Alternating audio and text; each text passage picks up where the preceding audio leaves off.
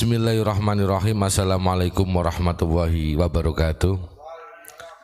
Bismillahirrahmanirrahim. Hausamin wa darsamin bismillahirrahmanirrahim sama khosa barhudin biwasilati Asyik Muhammad Abdul Ghufran al-Bandani radhiyallahu an. Al-Fatihah. A'udzubillahi minasyaitonir rajim. Bismillahirrahmanirrahim.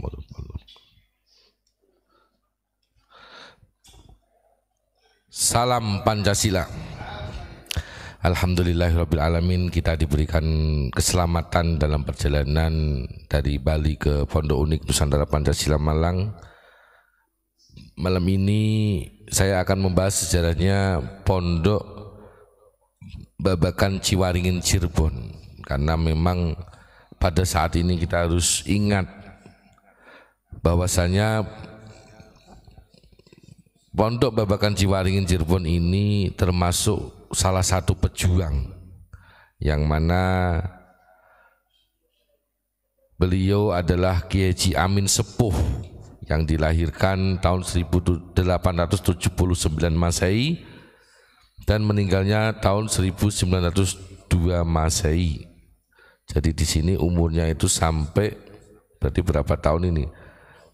107 tahun. Kiai Haji Amin ini beliau bin Irsyad dan masih terah daripada Eyang Sunan Gunung Jati. Kalau kita bahas sejarah nasab silsilah, berarti ulama Nusantara ini mayoritas terahnya ada Wali Songo, yang kedua ada kerajaan. Karena kalau kita bahas Eyang Sunan Gunung Jati berarti ada Sultan Kasultanan Cirebon. Di situ kalau ke atasnya juga ada terahnya Eyang Prabu Siliwangi.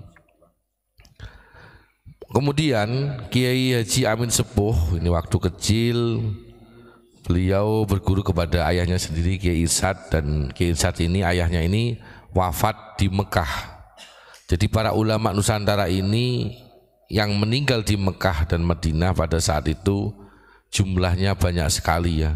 Cuma yang masyhur hanya beberapa yang ditulis, tetapi ternyata banyak, hampir setiap daerah banyak ulama Nusantara yang meninggal di Mekah pada saat itu.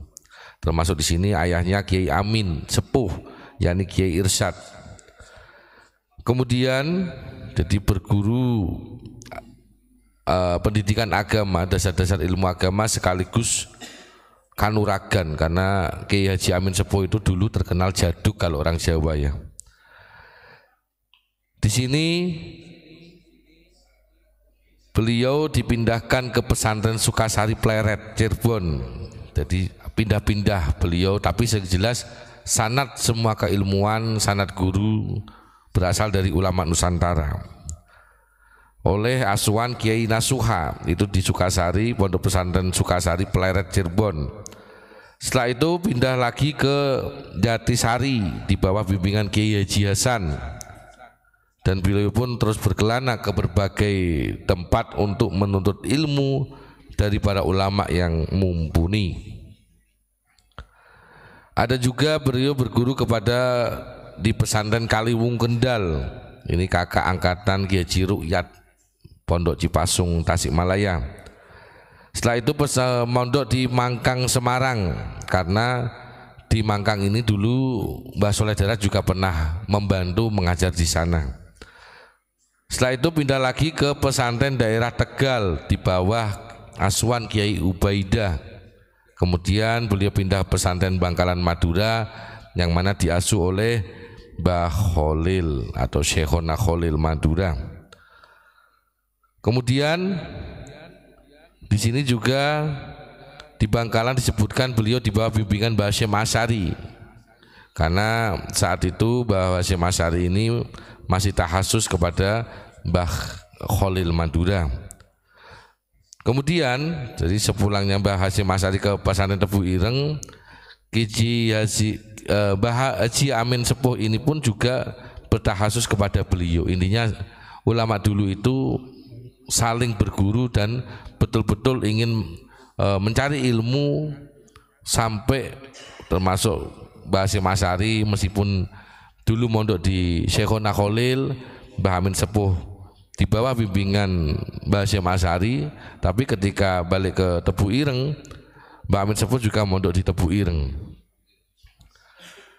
Setelah dari Pondok Tebu Ireng, Mbah Amin Sepuh ini berguru sampai ke Mekah, dan di sana termasuk salah satu gurunya adalah Mbah Mahfud Dermas, karena masa tahun 1900-an ini banyak ulama Nusantara yang masih tinggal di sana, termasuk ada Syekh Ahmad Khotib Al-Minangkabawi selain Mbah Mahfud Dermas. Dan Syekh Mahfud Dermas ini ulama yang masyhur pada saat itu, berasal dari Pacitan, Jawa Timur. Kemudian ini termasuk bahas lagi ini tentang Pondok Pesantren Rodotul Tholibin Babakan Ciwaringin. Jadi anak sejarah ya. Jadi berdasarkan dari sang ayah yaitu Kiai Irsyad, ayahnya Kiai Amin Sepuh, cucu Ki Jatira pendiri Pesantren Babakan Ciwaringin Cirebon. Kiai Amin Sepuh ini diamankan untuk menimba ilmu kepada Kiai Ismail bin Nawawi di Pesantren Babakan Ciwaringin Cirebon. Jadi ketika pesantren di Babakan Ciwaringin, beliau dikenal dengan sebutan santri pinter atau cerdas, karena beliau pandai mengaji. Setelah beliau menyelesaikan tahusus, kemudian beliau dinikahkan dengan keponakan Kiai Ismail, sehingga setelah meninggalnya Kiai Ismail pada tahun 1916, pengasuh Pondok Pesantren Babakan Ciwaringin ini atau cikal bakal Pondok Pesantren Rodotul Tholibin diteruskan oleh muridnya, yaitu Kiai Haji Muhammad Amin bin Irsyad atau Kiai Haji Amin Sepuh. Ini saya singkat lagi cerita, ada juga sejarah perjuangan ya. Jadi pada masa penjajahan, para santri ini menjadi mediator antara pesantren untuk melawan penjajah. Jadi dimanapun berada, yang jelas sejarah ulama-ulama Nusantara atau pondok-pondok pesantren yang diasuh oleh para kiai ulama Nusantara saat itu bersama santri betul-betul mempertahankan negara kesatuan Republik Indonesia. Jadi pejuang, bukan pecundang. Mohon maaf, kita harus ingat, leluhur kita adalah seorang pejuang, seorang pahlawan. Semua kiai di masa-masa tahun ini semua ikut berjuang, toh pati jiwa raganya bahkan nyawanya ditaruhkan untuk kemerdekaan negara kesatuan Republik Indonesia. Di sini juga ada lagi sejarah ini.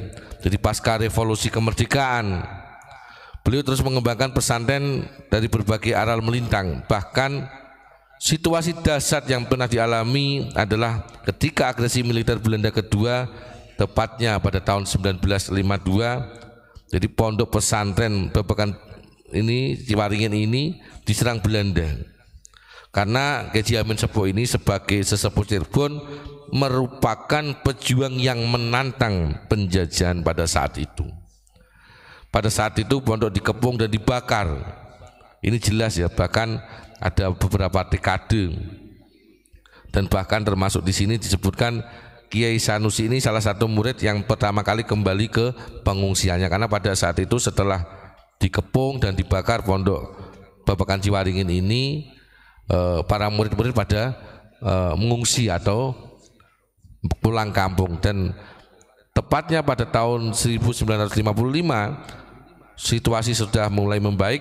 Kiai Haji Amin Sepuh akhirnya pun kembali ke Babakan Ciwaringin Cirebon. Kemudian para santri pun ikut mondok lagi, dan seperti halnya sudah normal ya, seperti halnya pondok-pondok pesantren yang sudah mengikuti kegiatan belajar dan mengajar.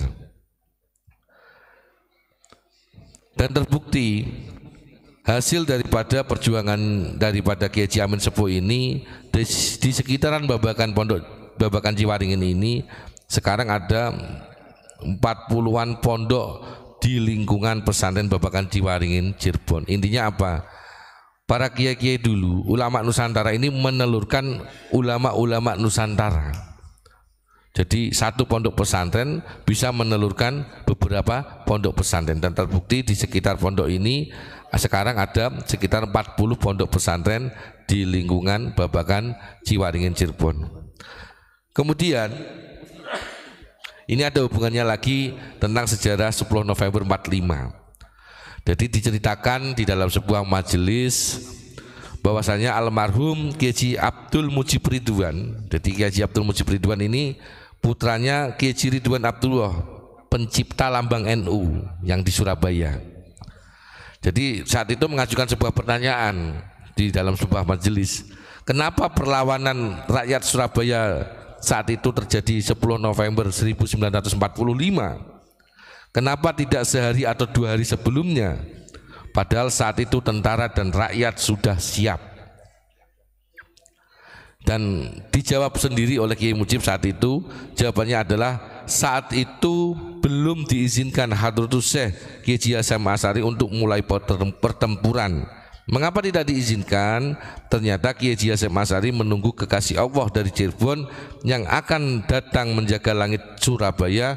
Beliau adalah Kiai Abbas Abdul Jamil dari pesantren Buntet Cirebon dan Kiai Amin sepuh dari pesantren Babakan Ciwaringin Cirebon. Kalau dilihat dari sejarah, termasuk Syekh Mansur Purwakarta, karena kita keliling bersama Abuya Mama Ghufran Al-Bantani, jadi kita ini ngaji sesuai dengan data yang di lapangan. Dan tempat lokasi rapat saat itu termasuk ada di Masjid Sadang Purwakarta.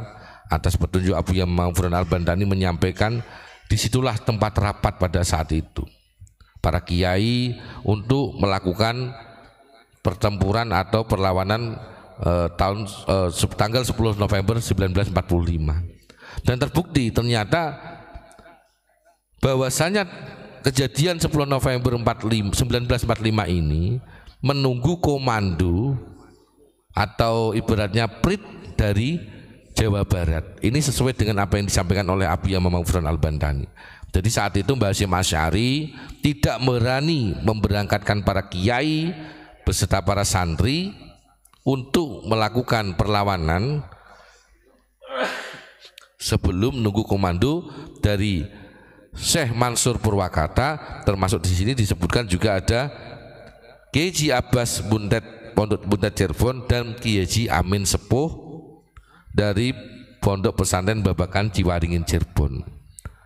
Ini membuktikan ulama satu dengan yang lain pada saat itu tidak ada saling mendahului. Tapi yang jelas karena saking ikhlasnya ingin berjuang, ingin merdeka tanah air ini, beliau-beliau rela nyawanya ditaruhkan. Karena Kiai Amin sepuh ini disebutkan di sini juga ikut terjun langsung, dan bahkan waktu kejadian 10 November ini dibom dari penjajah itu sampai 8 kali. Tapi alhamdulillah atas izin Allah Subhanahu wa taala Kiai Amin sepuh ini diberikan keselamatan oleh Allah Subhanahu wa taala. Dan bahkan ketika beliau kembali ke Pondok Babakan Ciwaringin Cirebon, saat itu disambut ada 3 ribuan masyarakat dan berbondong-bondong ingin meminta ijazah kekebalan dari Kiai Amin sepuh tersebut, atau ingin minta ijazah keilmuan bagaimana biar bisa kebal sampai dibom 8 kali ini tidak mempan. Dan ini karomah-karomah yang nyata dari ulama Nusantara. Ini bukan halu, bukan dongeng, bukan katanya, tapi nyata. Karena ulama Nusantara dulu itu memang mayoritas ahli tirakat dan ahli riyadoh. Dan karena saking yakinnya kepada Allah, saking dekatnya kepada Allah, alhamdulillah dijaga dan terjaga oleh Allah Subhanahu wa taala. Kemudian Kiai Amin sepuh ini meninggal pada tanggal 16 Rabiul Akhir 1392 Hijriah, 1392 Hijriah bertepatan dengan tanggal 20 Mei 1970 Masehi. Dan ini saat itu diteruskan oleh sampai saat ini Pondok Babakan Ciwaringin, keturunan daripada Kiai Amin sepuh. Semoga kita semua mendapatkan keberkahan dari beliau. Mari kita kirim doa Fatihah untuk beliau. Terima kasih. Wabillahi taufiq wal hidayah. Wassalamualaikum warahmatullahi wabarakatuh. Salam Pancasila.